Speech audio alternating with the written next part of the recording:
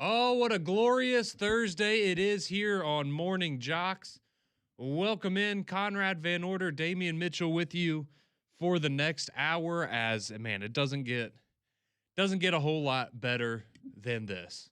Outside of, I would say, the opening weekend of college football, and then, of course, you kind of always have that one weekend throughout the year where you look and just go, I can't believe there's this many, top 10, top 15 matchups, that kind of stuff. Outside of that, I think today and tomorrow are the two best days on the sports calendar.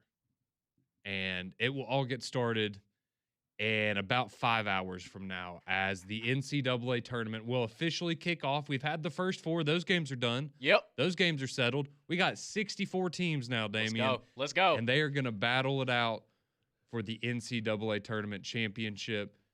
See who cuts down the nets. I'm feeling good this morning, man. Really? I could barely sleep last night. I was like, that's how excited. I love the next 4 days. Yeah. But really, when you include the weekend and everything, and I will say, it's one of those things where the next 4 days are so great, and then Monday hits, and it's very sobering.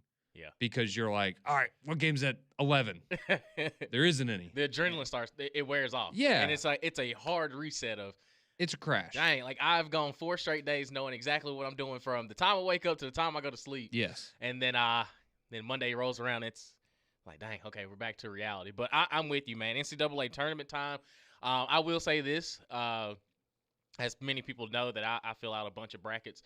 I've only done 2 this year. I'm only doing 2. Really? Only doing 2. It was hard, bro. It was hard. Edward's going to be disappointed. He's probably done 22 by now. Yeah, I did too. And so I'm in multiple bracket pools, but Yeah. I only have 2 brackets that I'm rocking with. Okay. It was tough. Are they, and I assume they're different? They are. You didn't do the same picks or anything? No. Okay. One is confident, and the other one is, if I had any debates in my first bracket about any upsets, I just you went went ahead the other way in though. Yep. Okay, I got you. I like that. I figured at about 6:30 this morning we can share our Final Four picks. Let's do it with everyone, and we'd love to hear from you. 205-834-9450. If you want to text in your national championship picks, your Final Four picks, maybe you have, some crazy insight into an upset pick that we're missing. I still got 4 hours and 56 minutes to tinker. But we'd love to hear from y'all because I know this is, again, everybody loves filling out a bracket.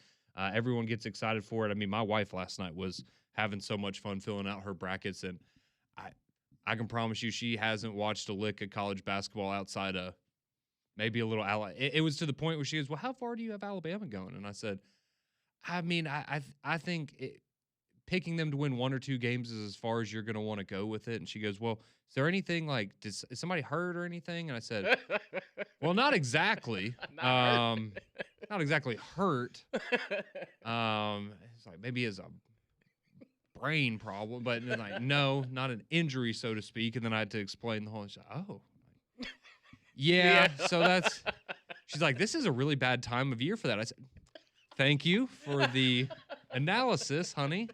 That's perfect. You don't say. You don't say. Yeah. The timing is terrible. It's in fact the worst timing. If we want to get down to it, it's probably the worst time that this could have happened. But it's a lot of fun, and we're gonna have a lot of fun this morning getting you set for day 1 of the tournament. And again, we'd love to hear from you on the text line 205-834-9450 if you want to send in some of your brackets for us to take a look at. And we're going to share our Final Four picks with you coming up here a little bit later on in the program. But in order to get us set up for the day, let's quickly discuss what got us here, because you had, you had one awesome basketball game last night. The first one was competitive for a while, but Prairie View A&M, they just kind of handled their business last night. And so they knocked off Lehigh 67-55. Again, competitive for a while, but, at a certain point, they had just kind of separated from the pack. And, I mean, as you were watching the game, it was, almost like, man, I can't believe they're really only up like 4 or 5 points right now, kind of, for Prairie View. But they got the win, and they now get rewarded by playing the defending national champion Florida Gators. So that's not going to be fun for them, but it was fun for them last night nonetheless. But I'll tell you what game was a lot of fun, and that was Miami, Ohio, and SMU. And so this was, I think a lot of people were very interested in this one. Obviously, Miami, Ohio, they went 31-0 in the regular season.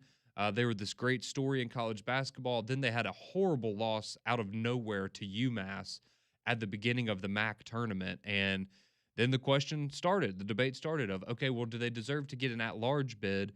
And, if you look at their net rankings and a lot of the data, it would tell you no. But if you watch them play, on top of the fact that you went 31-0, you had one of the, I think, only 7 or 8 undefeated regular seasons that we've had, and you had one of them, and you weren't going to get into the tournament. I understand the people that, well, they didn't deserve to be in that. In my opinion, if you go 31-0, and we're talking about, again, are you the 65th best team in college basketball? Yeah, I'm going to give you a shot. And they made the most of that last night because they made it a lot of shots. And that was Miami, Ohio getting an 89-79 victory over SMU, which was obviously a big win for them and a bit of validation, right, for the season that they had, as they're not going to move on in the tournament.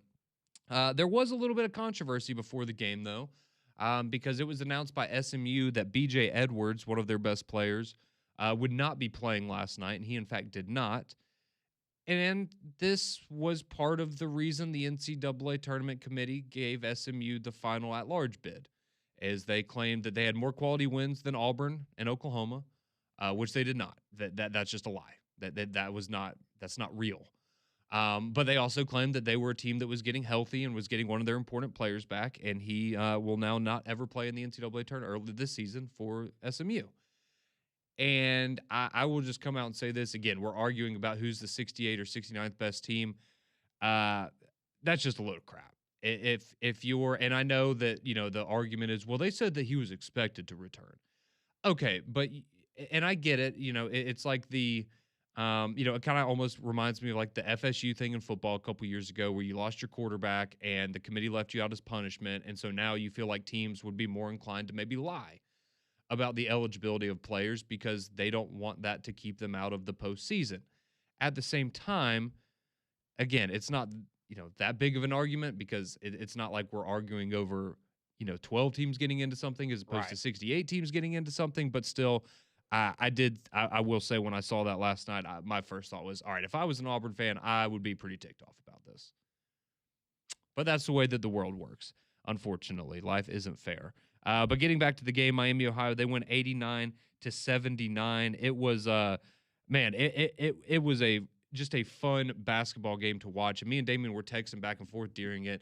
And, if you haven't watched Miami, Ohio, and you didn't get to watch the game last night either, the best way I could describe them watching them play is they're a little smaller, but they're like you roll up to the rec league, like in college. And me and my friends would go to the rec and play basketball.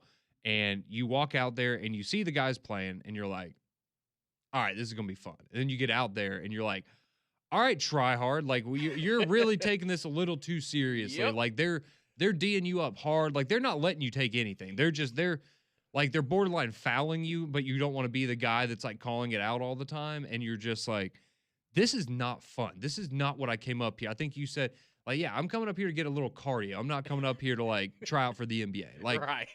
And that's kind of what they remind me of. Is like you're watching it and you're just like, man, those guys would suck to play against because the effort that they gave. It's every single trip up and down the floor. You could tell that game meant something to them last night, and they had a chip on their shoulder, and it was really fun to watch. They also had, again, you look at what they did, 39% from three. It felt like they shot 50%. Because there were multiple moments during this game where they were just bang, bang, bang, like hitting defenders in the face. Like they were rising up to the occasion and they were hitting their shots. And a lot of that came down to three guys. You had Brant Byers, he went 4 of 9 for three.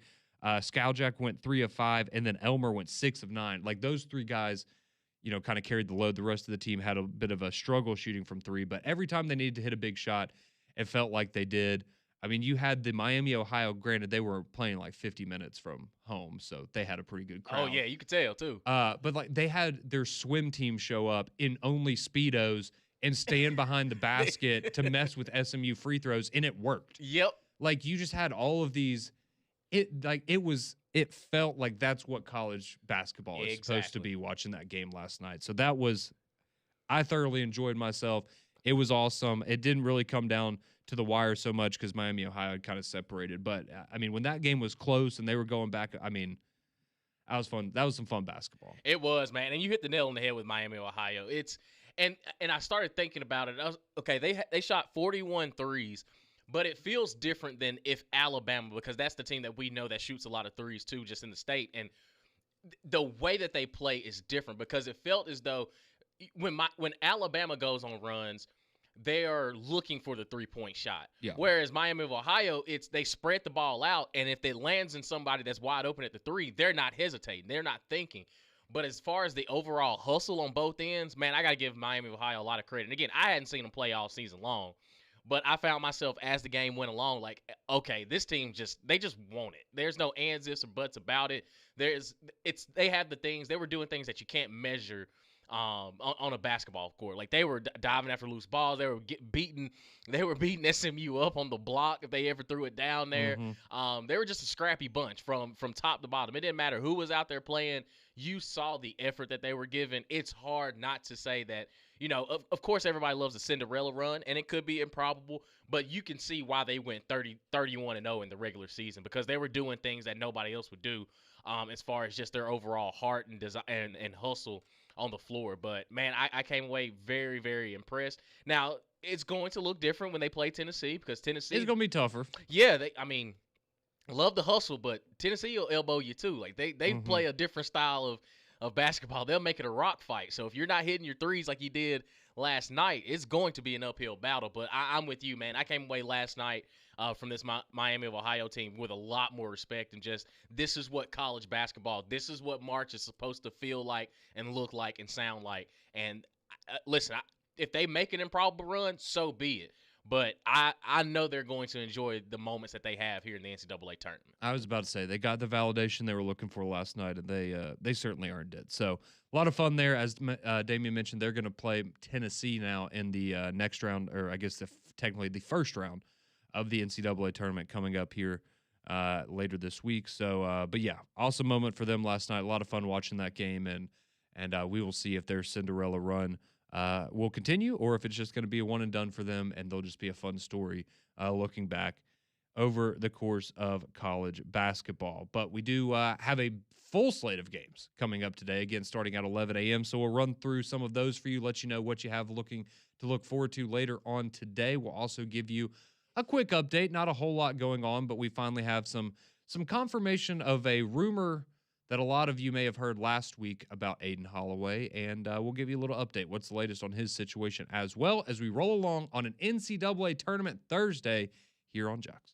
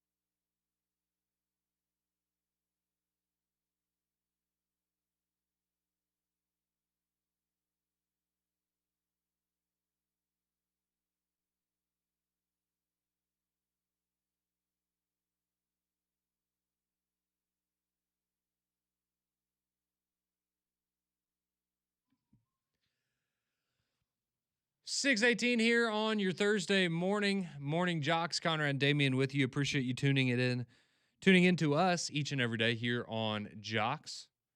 As we're going to kick off, or tip off, I guess is the correct term.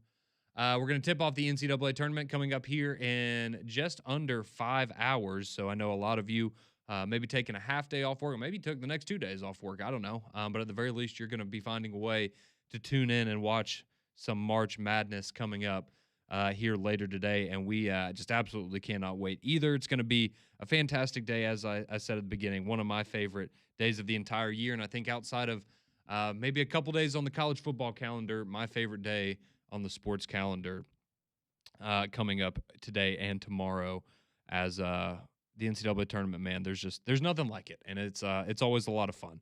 So we're going to run through the slate of today's games for you here in just a moment, so you can pick and choose. Hey, I want to watch this one. Maybe I don't care about that one, but we're going to be watching all of them. I can promise you that much. But want to quickly give you an update on the Aiden Holloway situation as some more information kind of coming out, and not anything crazy, but more so validation or confirmation of some rumors that we had heard last week and some things that I know many of you had heard because you were texting us and calling into the shows about it and asking us questions. But, we never heard anything official, and so we couldn't report on anything. But now it's kind of been thrown out there, so it's official and it's okay to mention it. So Nick Kelly put up another article yesterday on AL.com, and it had to deal with Aiden Holloway and his attorney, Jason Neff. And the basis of the article is essentially confirming what we had heard last week, which was that Aiden Holloway was stopped by police in Tuscaloosa while driving, and it was last Tuesday, and that this was kind of a precursor maybe to what happened on Monday when he was officially arrested after the police found over 2 pounds of marijuana in his residence as well as paraphernalia. And he got busted for failure to affix a tax stamp to the marijuana as well. And his attorney, Jason Neff, has made a couple of statements on this situation. So first off, Aiden Holloway's attorney says, quote, "I don't think the two things are related, though. I know a lot of people are drawing that assumption. I think it was very coincidental." Obviously referencing the traffic stop last week and then the arrest this week. So he's saying those are two isolated incidents, and it's not like, well, he gets pulled over for a traffic stop, he gets busted for something, and that leads them to going and getting a search warrant, and then that search warrant is what allowed them to enter the premises, and that's what led them to making the arrest on Monday. According to his attorney, that's not the case. It was just really a bizarre coincidence. Sure, if innocent until proven guilty, right? Correct. Sure, Correct. We'll go with that for now. It says, again, going back into the part that his attorney was talking about how it's all personal use. This is nothing that intent to distribute, traffic, anything like that in terms of Aiden Holloway. And it says that the police pulled over Aiden Holloway for doing an improper pass on the road. So it wasn't even like, I guess you would have signs of impairment or anything while he was driving. It was improper passing. He gets pulled over. According to the traffic ticket, that's what was written on there. It says Aiden Holloway was either on his way to class or practice in Tuscaloosa at the time that this happened. The police at that time found a small bag of marijuana in Aiden Holloway's vehicle. According to his attorney, he says, quote, "I think it was either a gram or less than a gram." Like, okay, why do you have having a bag? Like in your car? In your car. Again, just sorry, stupid. What are we Made a doing? mistake. What are we doing here? It says at that point, the police issued Aiden Holloway a citation. He was not arrested at the time. And again, according to his attorney, he said, quote, "It's still a misdemeanor and they could take you to jail. But most of the time, if the individual's cooperative and agrees to show up in court, it's kind of like you're getting a speeding ticket. Essentially, when you go to court, it is a misdemeanor charge." And then, of course, 3 days after this happened, he played in the NCAA or the SEC tournament in Nashville, came home, and then Monday he gets arrested after police found all of the marijuana in his residence. So I just wanted to share that because I know a lot of people, again, so I swear I heard that this happened from a good source. Well, you're right. You're right. And the rumors are true. And we now have proof of that. And it has been mentioned by his attorney. But according to his attorney, it is separate from the arrest. And it's hey, it's a coincidence, right? Yeah. Those things happen. Yeah. Well, it was a rough week for Aiden Holloway the past few days. It's been tough. Yes, it has, and I have a feeling it might continue to be difficult for him for a little bit at least. But that's the latest there on the Aiden Holloway situation. Of course, we'll keep you up to date on more information there as it comes out. But speaking of the teams and the players that will be playing this weekend, let's get you set for the first day of the NCAA tournament. So this is what you're going to have tipping off at 11:15. That's the first game today. You've got an 8-9 matchup in TCU and Ohio State. And I will say, when I was filling out my bracket yesterday, or my final bracket, I came across a stat, and it was 9 seeds versus 8 seeds. The 9 seeds are 18-10 over the last, what would that be, 7 years, I guess, of the NCAA tournament. So I took TCU in that one. So I just, more knowledge, right?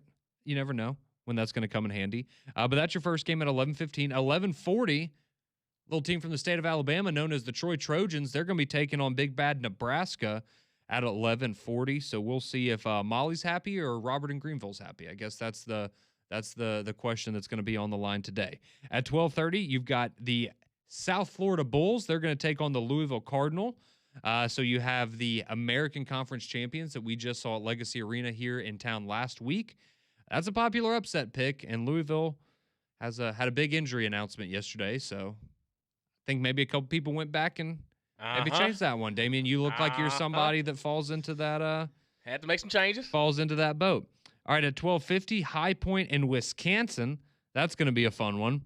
150, Siena and Duke. Think we know how that one's going to go. Duke's a 27.5-point favorite. Seems like a lot. Seems about right to me.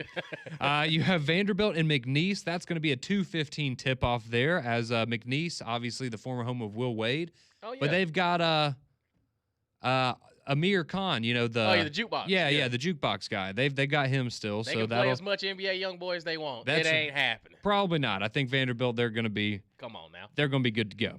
At 3:05 p.m., you have college football powerhouse North Dakota State taking on Michigan State. Okay.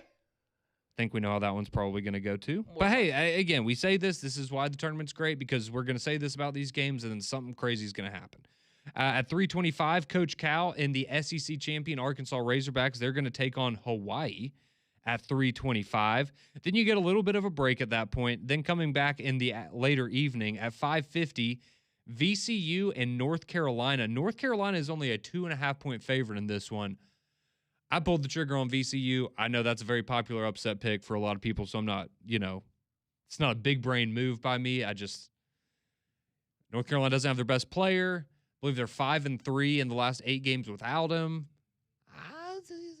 You sold me. You sold me. I'm going to roll the dice. I'm going with VCU in that one. 6:10, you've got Howard, who you saw in action a couple of nights ago, get a big victory there in the first 4.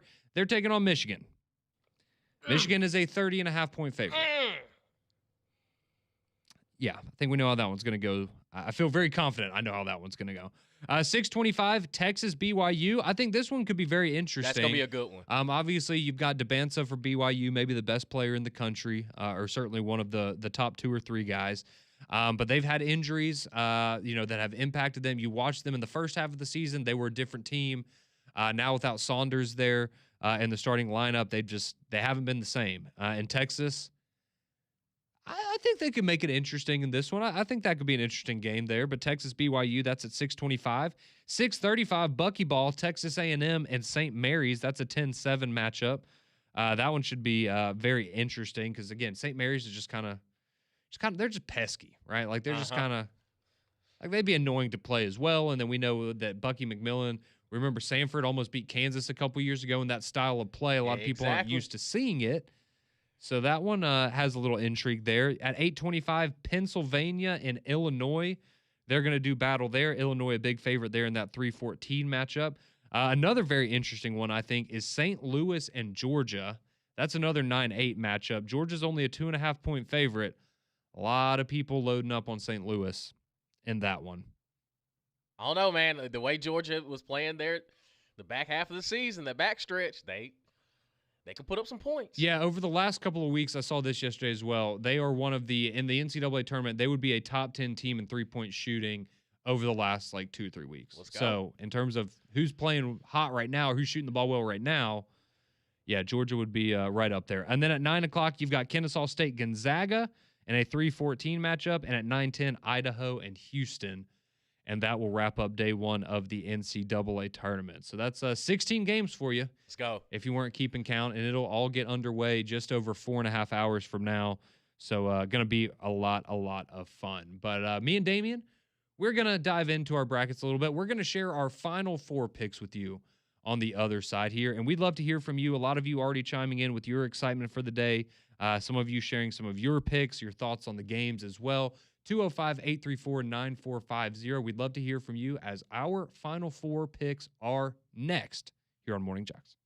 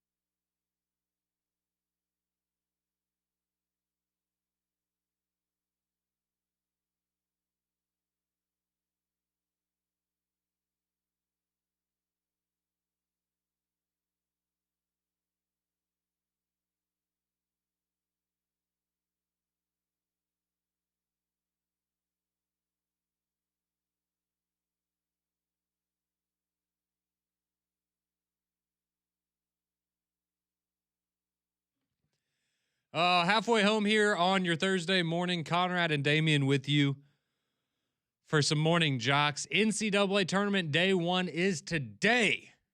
So there's plenty of things to be excited about. Look, we're all going through things in life, but for the next 4 days, we're all in this together. And we can put our differences aside, we can put our problems aside, and we can sit our butt on the couch and watch college basketball nonstop and not feel bad about it. And it doesn't get a whole lot better than that.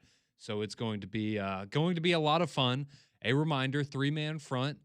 Today, Pat Landrum and Molly will be out there. Tomorrow it'll be me, Pat, and Landrum. But we'll be out there broadcasting live from 10 until 2. I know a lot of you planning to be out there. I think Damian said he might make an appearance as well.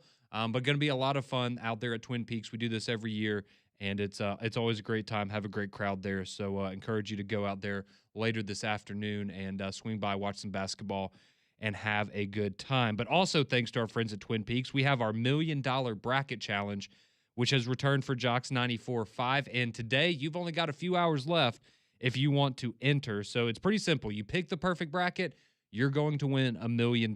If you hit 60 of the games correctly, you're going to win $10,000. And regardless, the top local bracket is going to win a $250 Twin Peaks gift card as well as a Stardom couples package. And you can still enter right now at joxfm.com. You just have to enter by 10:59 this morning. That's the deadline. So you got about a little under 4.5 hours if you want to go and enter in that. And best of luck, and hope to see you at Twin Peaks today and tomorrow. But me and Damian now, we have to break open our brackets here, and just to full transparency, so we can't come up here in 3 weeks and be like, oh man, I got all my Final Four picks right. I can't. What were y'all talking about? Full transparency, these are our Final Four picks, and these are So I have 2 brackets like Damian does. I have one in our work bracket, and then I have one with some of my friends and stuff. But I'm going with the work bracket here. This is the one I'm going to be held accountable for, and it's also the one that I care about the most. So gotcha. That's what we're going to go here. Do you want to go first, or you want me to go first? I'll go first. Right. In our work bracket, do you have a name for your bracket? Yes. Just wondering what's the name of your bracket? Must be towing the line. It was only 2 pounds.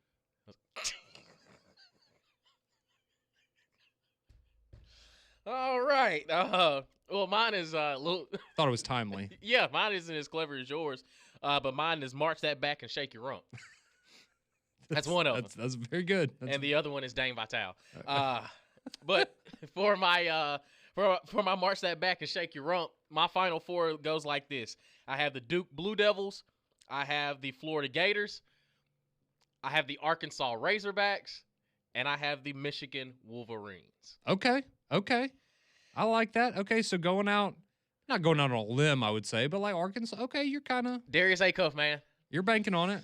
I think that if they're going to make a run, he's talented enough to say, hey, you know what? Y'all hop on my back. Mm-hmm. And there's the players around him. I think they match up well. I think there's going to be some tough sleddings. I have them knocking off Arizona, going into and making a Final Four run. I don't necessarily have them playing in the national championship, but I would not be surprised. Yeah. And they're kind of the outlier of outside of the other number one overall seed, the number one seeds in their respective regions. And in my other bracket, Dane Vital, I have the Kansas Jayhawks, I have the Florida Gators, I have the Purdue Boilermakers, and I have the Michigan Wolverines.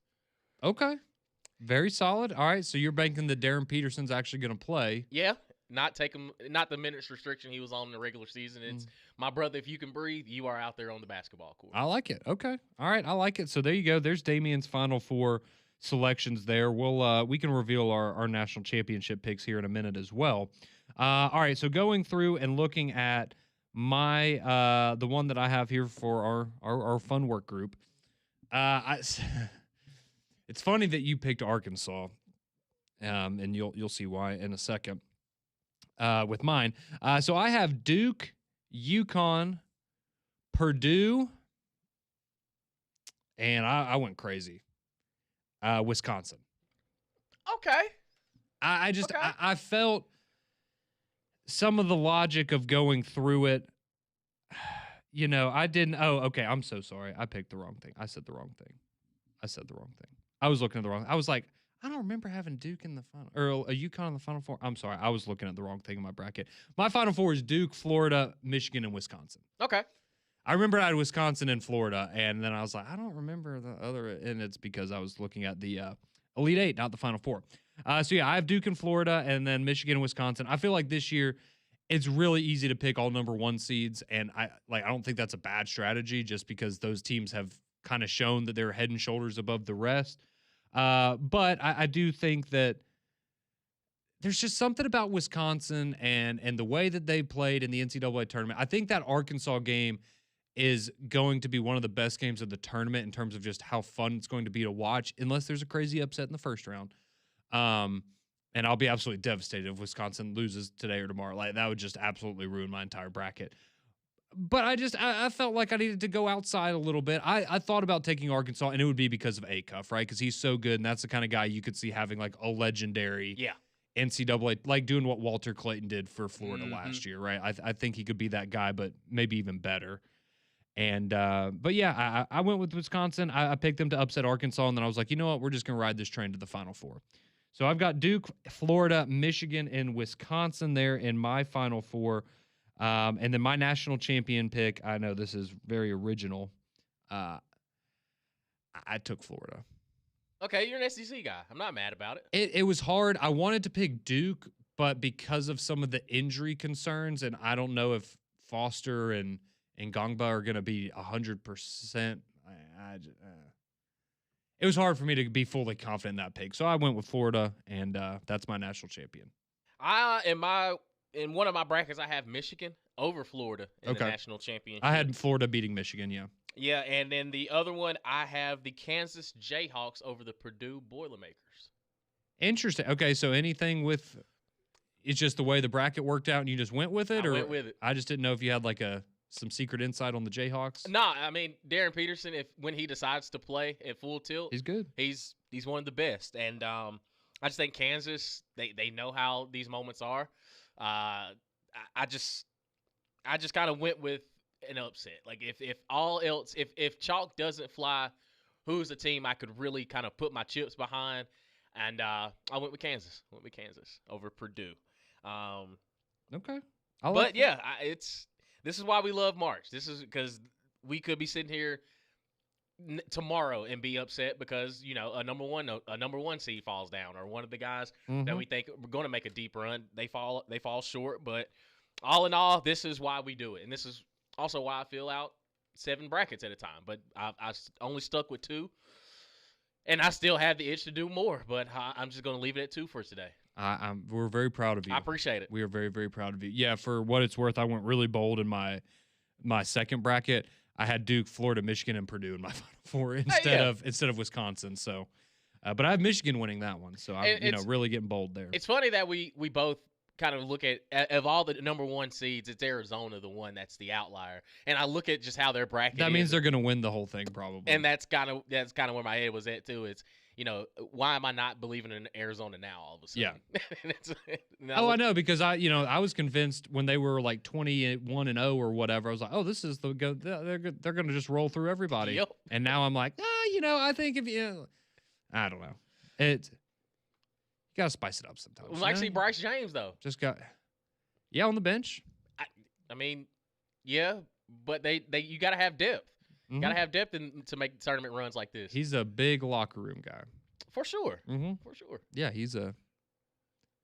I will say, I'm glad I haven't heard anything about him. Yep. Just let him do his thing. He's developing. Let him do his thing. Just out of curiosity, before we get to the text line and some of our listeners who have chimed in with their picks and stuff for today, how far did you have Alabama going? Sweet 16. Okay, that's where I'm at too. Yeah. I had Akron upsetting Texas Tech in one of my brackets, but even if they play Tech, I think even without Holloway they can get there, but right. That would definitely be the ceiling for me. Yeah, it's a matchup with Michigan. Okay. And I just didn't know if you had them losing after the first round, or maybe even had them losing in the first round. No.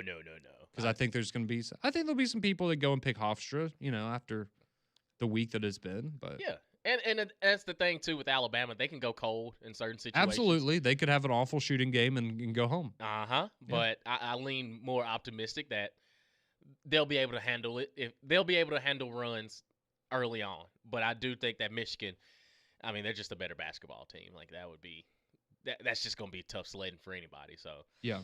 it respectfully, but I have a lot of SEC representation making a pretty nice run. Like Florida, Vandy, like of course I have them playing each other, in the right. rematch. Like they're gonna knock each other. Somebody's gonna knock somebody out, and it happens. But I do think the SEC will be well represented as we continue on in the NCAA tournament. Yeah, I think the only real SEC upset that I have Kentucky losing to Santa Clara. And that's just because, again, just watching Kentucky's enough this year, like, you don't know what you're going to get from them, man. And a team like Santa Clara that's, they're a smaller program, and being able to say you beat Kentucky in the NCAA, like, that means so much to them. And I just don't know if the juice is there for Kentucky. Yeah, like this Kentucky team doesn't scare me. No. Like if I'm were to match up, if I'm on a team and I'm matching up with Kentucky, it's okay. Well, DeMarcus Cousins isn't out there. Anthony Davis, Shai Gilgeous-Alexander, Devin, like those guys aren't on the floor for this Kentucky team. They're just another team with a blue. They're just another team with a blue jersey. If you can get past the name that's on the front of it, you realize like they're not as dominant as they have been. So don't be intimidated. Yeah, no, that's exactly how I feel there. So that's our Final Four picks, our national championship picks there. For myself and Damian. So going to be a lot of fun here, and a lot of you chiming in 205-834-9450. You can still send in your Final Four picks, your national championship picks, or just what games you're the most excited for. And we will get to those next as we put a bow on the Thursday edition of Morning JOX.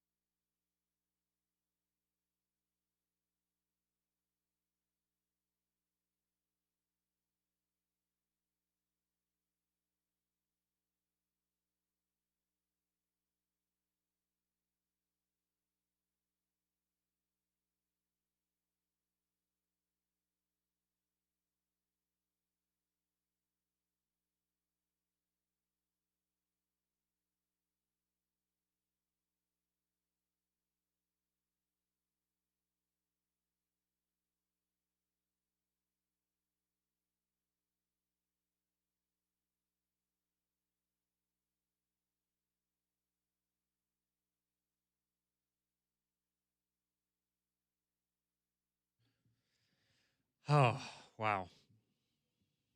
You said it.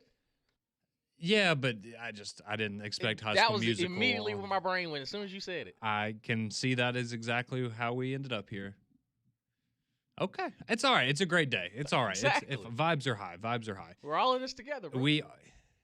Yes, we are. We are all in this together. Well, welcome back into Morning Jocks. Conrad and Damian here with you for a few more moments before we hand you off to McElroy and Kublick in the morning. Going to get to your text here of your bracket picks and Final Four selections. Did want to tell you, though, Auburn, they're going to be back in action. It's now been confirmed Sunday in the NIT.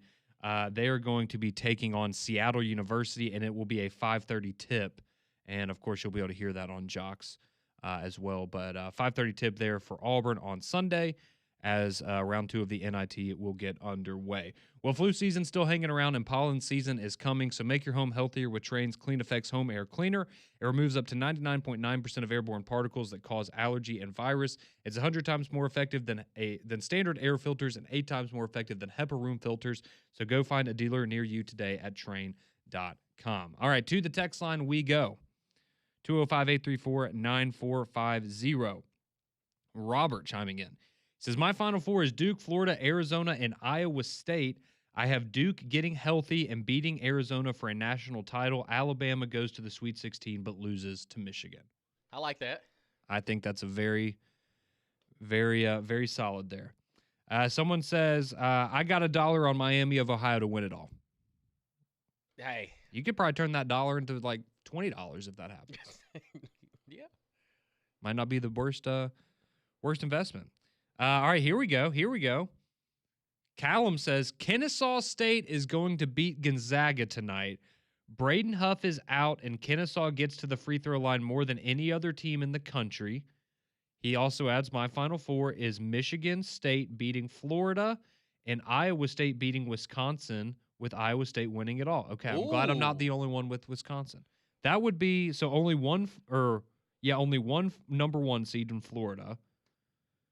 And, okay, Iowa State, Wisconsin for the Natty. I like that. I like that. Iowa State is the one team I could never get a good – like, I never felt comfortable no matter how far I took them in both of my brackets. It's watching them early last week against Arizona State, who fired their coach, and Texas Tech, who was without their best player.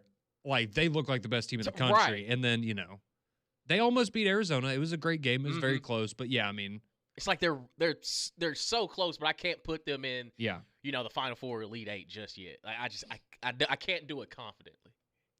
No, I agree with that. This one says, Alabama fan here. Alabama could have Holloway, Bediako, Robert Ory, and Nick Saban, but they ain't beating Michigan. I mean, even if they had those, I wouldn't. No, that's what he's saying. Like, even with them, like, they're not. No, I agree. Maybe if they had, Brandon Miller, Mark Sears, LeBaron Philon, Antonio McDyess, and Robert Horry, then I think they probably have a chance. Maybe so. Michigan's still really good. Let's see. Someone says, based on the game last night involving Miami, Ohio, I knew I should have worn my Speedo at all the UAB home games. Well, yeah, that might have helped them. Yeah. Because they struggled at home this year, did they not? They did. Someone said, who's the biggest 1 seed on upset alert? Well, if you ask Damian and I in our brackets, it would be Arizona. I will say this, though. If Duke doesn't get totally healthy, I think that St. John's game could be interesting. Yes. I think that one could be interesting. But, yeah, I feel really good about – I think Florida maybe has the easiest path. But, again, I also didn't see them getting dominated by Vanderbilt. But, is that going to happen again because they might have to play each other again? Maybe not, but we'll see there. Let's see. Fanboy chimes in and says, I think a lot of SEC teams will be gone this weekend and next. So I guess a lot of them going to be out by the Sweet 16. I mean, well, to be fair, right, when you have the most teams in the tournament, that means you're going to have the most teams get knocked out of the tournament. Yeah, you got the most chances. It's a give and take. That's what right. happens. It just means more. That's right. Tim from Coleman has some advice. He says, I just want to encourage everyone, don't get too stressed about your brackets. Statistically, you are 260 times more likely to win the Powerball than you are to pick a perfect bracket. Let's just have fun with it. No! I want to win $1 million. You're not dialed in. You're not putting your all into it if you don't, if you're not stressed out about your bracket. That means you don't want it bad enough. I want it bad. If you don't make a bracket and go back and change it 3 or 4 times and then immediately have regrets within the first 4 hours of the tournament, you're not doing it. You're not doing it right. You're not doing it right. I want to see. I like to sweat a little bit. That is very good advice, Tim, but I can't. I can't do it. I can't. I should do it, but I can't. I'm all in. I have to. Paul chimes in. He says Michigan State, St. John's, Florida, and Arkansas. That's his Final Four. Okay. Like that. Let's see. Don says, that was my first time watching Miami, Ohio. Fun team to watch. I love their style of play. They had a great atmosphere, and that's why you love March Madness. Yeah, didn't even bring up Auburn. There you go. That's a good text, Don. That's a high-quality text right there. Let's see. Someone said, Fat Joe says, Miami, Ohio shot 18% from the three-point line to start. After that, it didn't feel like they missed. Well, they didn't really. They really didn't. All right. Basketball in 4 hours. Mac and Cube is next.